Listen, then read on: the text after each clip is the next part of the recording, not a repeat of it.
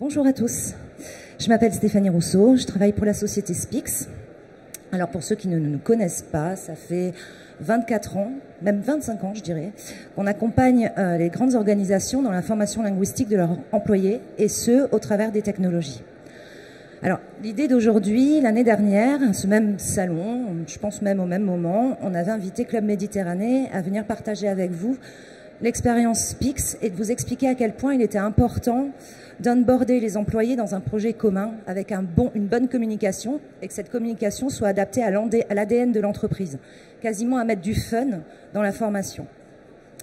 Dans cette présentation, on va essayer de montrer que le one size fits all, c'est-à-dire qu'une solution qui semble adaptée à tout le monde, va être complètement boostée par l'intelligence artificielle. Alors on va partir d'un premier constat. C'est qu'au niveau de la formation linguistique corporate, si vous posez la question, vous prenez 10 employés dans une entreprise, vous leur dites voilà, est-ce que vous êtes satisfait de votre niveau de langue? Eh bien, il y a 8 personnes sur 10, et c'est une source de Deloitte, qui va dire non, je ne suis pas satisfait. Et pourtant, si on auditionne aussi les entreprises, 99% des larges organisations forment aux langues. Alors la question qu'on se pose, c'est pourquoi aujourd'hui 8 personnes sur 10 va s'avouer ne pas être satisfaite de son niveau de langue. C'est qu'il y a une frustration qui s'installe. Mais d'où elle vient, cette frustration? Elle peut venir du fait qu'aujourd'hui, vous avez peut-être dû entendre parler, on parle beaucoup de ça, mais de courbe de l'oubli. Quand on apprend ou qu'on est formé à quelque chose, alors quel que soit le domaine d'expertise, on va retenir peu et même on va oublier 75% de ce qu'on vient d'apprendre. C'est là où finalement l'expérientiel et le continuous learning devient très important à prendre en considération. Mais comment on met en place ça? Alors, au niveau de la formation, là on est dans un salon qui parle de digital et jusqu'à présent, la formation linguistique, on l'a axée sur le blended learning. Le blended learning, c'est le fait de mettre en place une formation et d'associer entre elles des modalités pédagogiques. Alors ces modalités pédagogiques, c'est bien sûr le e-learning, et on va l'associer avec des classes virtuelles, du fun training, du self-study, etc. Et ça a été faisable grâce à la digitalisation de l'offre de formation et le fait que chaque employé puisse y accéder de manière native au sein des outils que propose l'entreprise. On n'en est vraiment plus là. En fait, on vient à peine de mettre ça, qu'on n'en est plus là.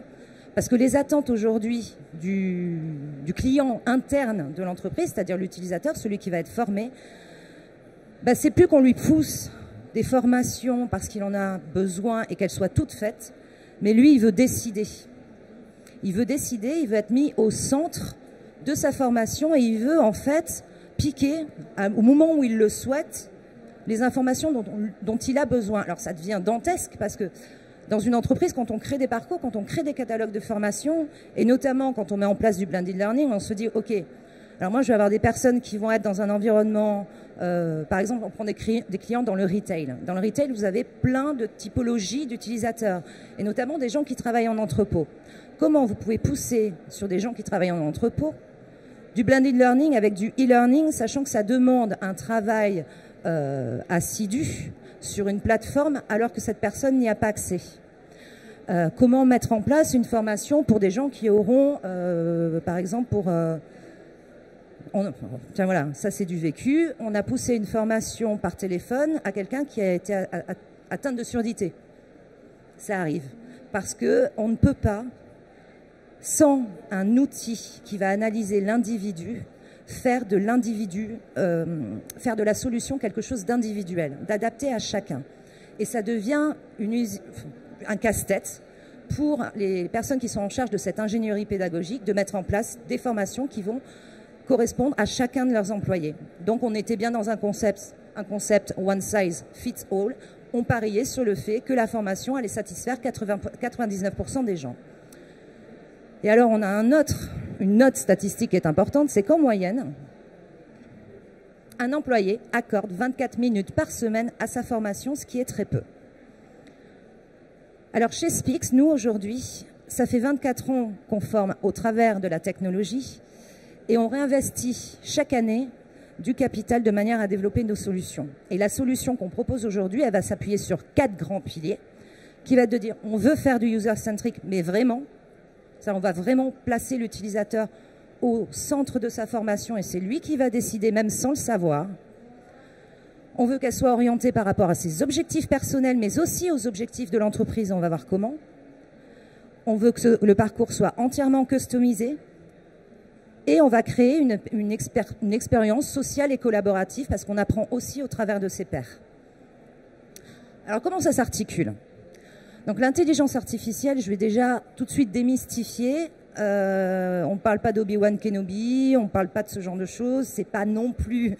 C'est un algorithme qui a été intégré dans notre solution. Et cet algorithme, il faut qu'on le rende intelligent. Alors, IA, ça veut dire effectivement intelligence artificielle, mais si on le traduit autrement, c'est algorithme intelligent. Et cet algorithme intelligent, on va le rendre intelligent. Comment? Dans un premier temps, donc on est dans le monde du big data, de la donnée massive, et cette donnée, on le voit partout ici, on la dompte et on l'exploite et on fait de la valeur avec cette donnée. Dans notre plateforme, il faut qu'on apprenne à connaître nous, vos utilisateurs internes, vos apprenants, et on va le faire avec 2 choses. Dans un premier temps, on va cartographier les besoins. Si vous faites une audit, personne ne va vouloir se former pour les mêmes raisons. Il y a quelqu'un qui va vouloir avoir accès à des formations linguistiques parce que c'est quelqu'un qui voyage beaucoup mais qui n'en a pas l'utilité dans son travail. Quelqu'un d'autre va vouloir se former, va avoir un super niveau de langue et on va le voir, mais va pas du tout avoir envie de suivre un parcours structuré parce qu'elle n'en a pas besoin. Mais va quand même, ne veut pas être dans une sorte de clivage en se disant j'ai un bon niveau donc j'ai pas droit à accès à des ressources linguistiques. Et donc en cartographiant cette population au travers de ses besoins, donc c'est un questionnaire qui va être nourri, qui peut être customisé aussi avec des questions spécifiques qui sont intéressantes d'un point de vue talent management. On va aussi, bien sûr, puisqu'on parle de langue, évaluer les niveaux. Donc nous, on a un test en ligne et un test oral qui va être basé par rapport au CECR. Et qu'est-ce qui va se passer? On va mettre l'intelligence artificielle au centre de ça. L'intelligence artificielle, elle va se nourrir de ces informations. Et une fois qu'elle sera nourrie de ces informations, elle va mettre en place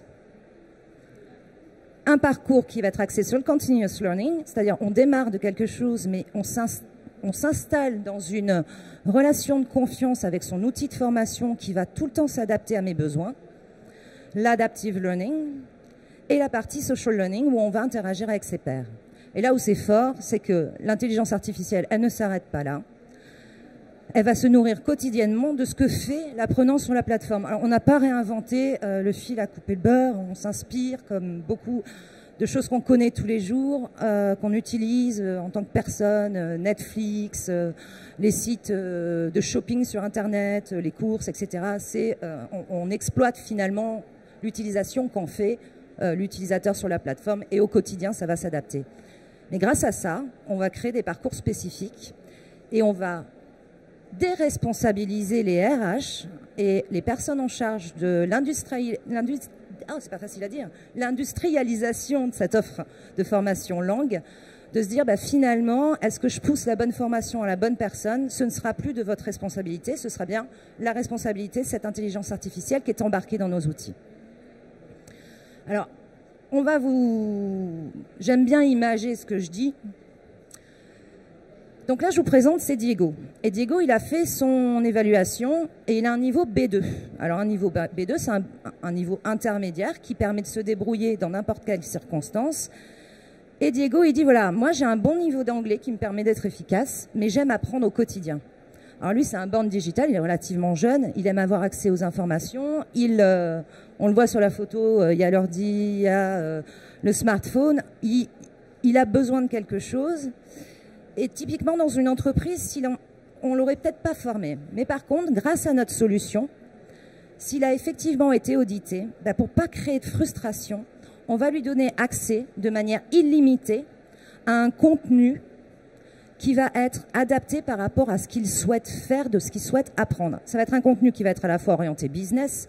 Nous n'approchons que des clients B2B. C'est notre cœur de métier, mais nous prenons en considération l'individu lui-même. Donc là, il va pouvoir travailler sur des vidéos, sur des articles, faire de l'interaction parce qu'il va travailler avec les 10 millions d'apprenants qu'il y a dans le monde, qui sont de toute nationalité, pouvoir réagir, liker. C'est un vrai réseau social, mais d'apprentissage linguistique. Et ça, il va y avoir accès tout le temps. Et puis, on ne le voit pas sur l'écran, mais ça, c'était un petit peu pour faire un teasing parce qu'on veut vous inviter à venir nous voir après. J'ai pas voulu faire un switch sur la plateforme. En dessous, il va y avoir tout ce qu'on appelle les Skills Development Tools, qui sont plus de 30 000 heures de travail individuel qui vont permettre d'approfondir les connaissances de base d'une langue. Et quand on apprend une langue, il faut démarrer par la grammaire, acquérir un vocabulaire et savoir le mettre en application, donc de l'expérientiel au travers des vidéos et des interactions.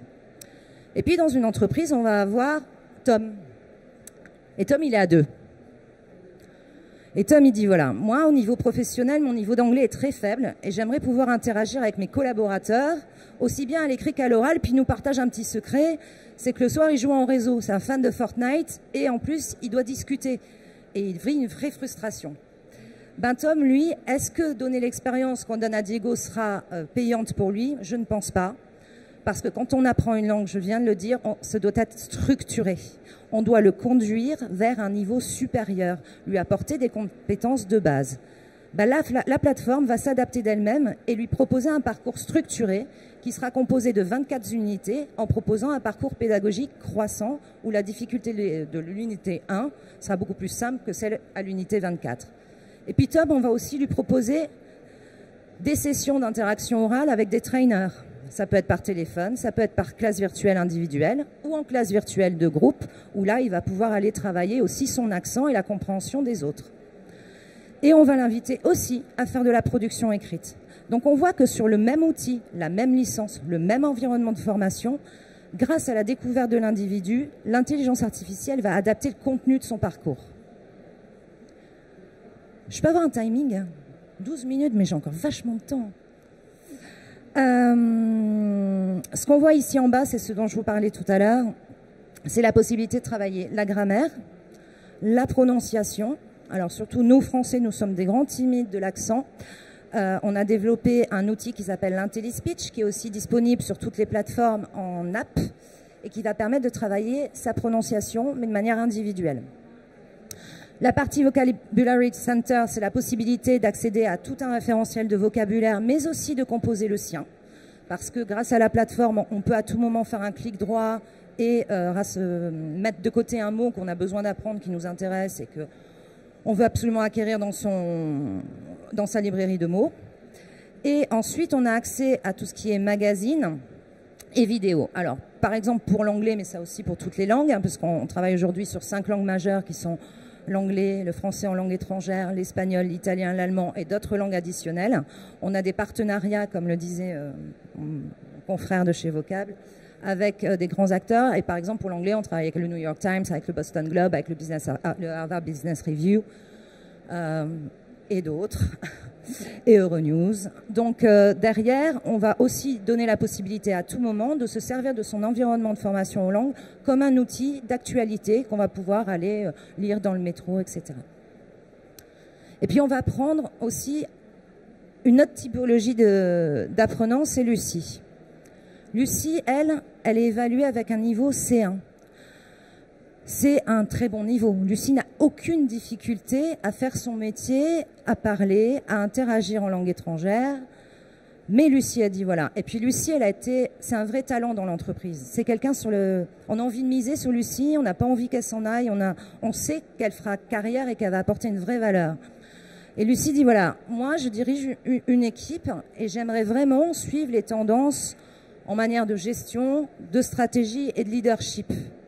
La question est, est-ce que je forme Lucie? Parce que Lucie, si je lui donne accès à un environnement comme Tom, il n'y a pas de valeur ajoutée. Lucie sait parler anglais. Lucie, elle a besoin d'approfondir ses connaissances. Ben, l'environnement de Lucie va être complètement différent.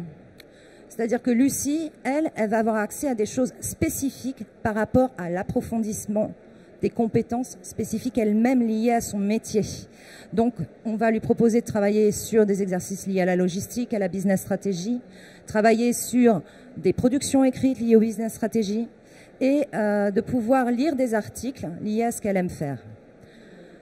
Cette interface, Lucie, elle va changer tout le temps, toutes les semaines, à chaque moment, ce qui va remonter vers Lucie va être adapté à ce qu'elle a besoin à l'instant T.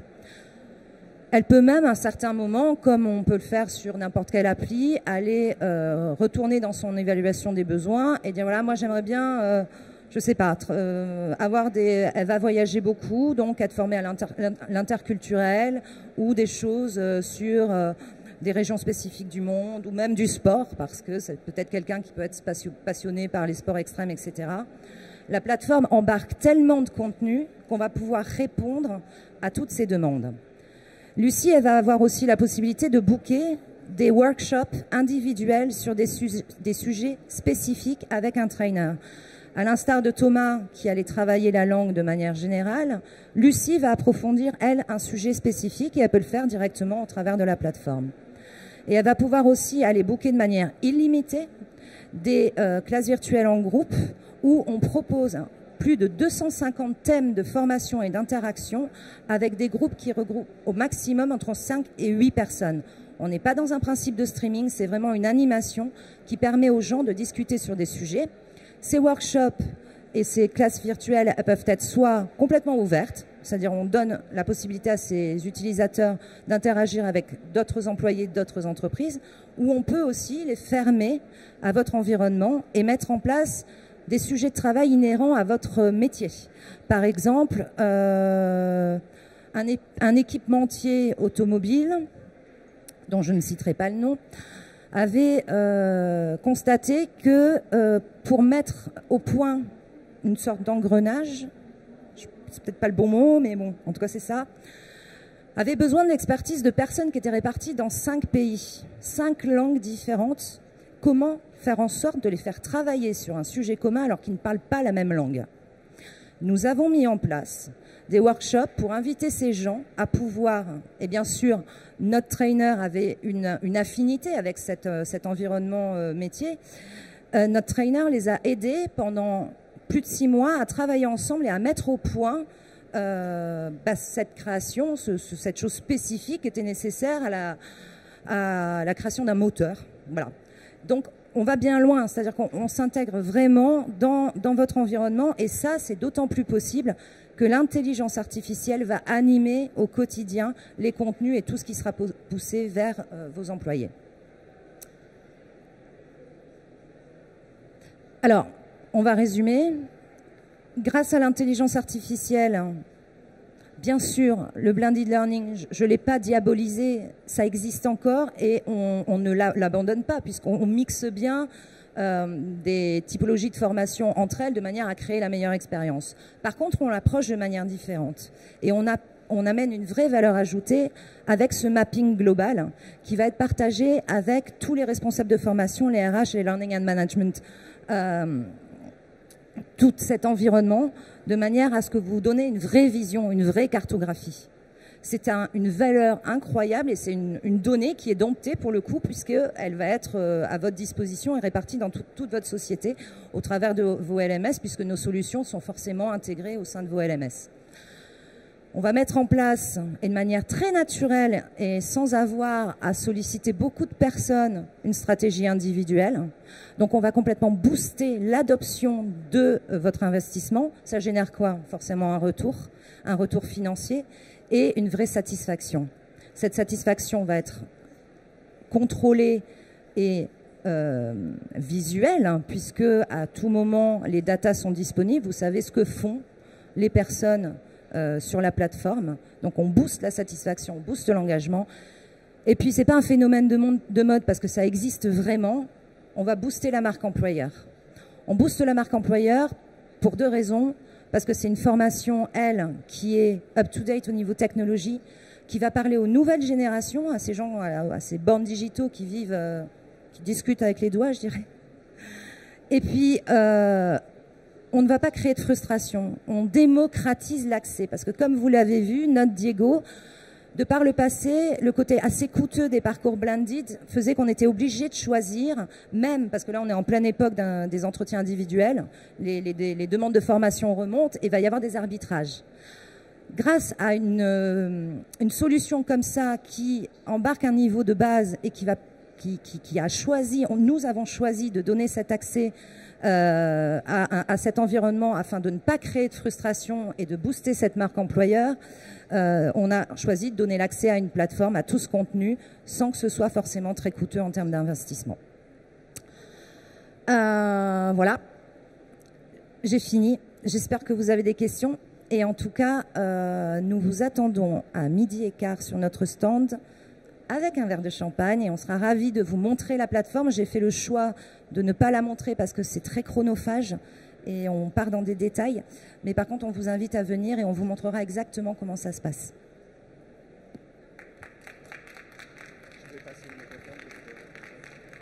Alors, première question. Oui. Bonjour. Bonjour. Le point de départ, du coup, c'est vraiment l'audit dont vous avez parlé.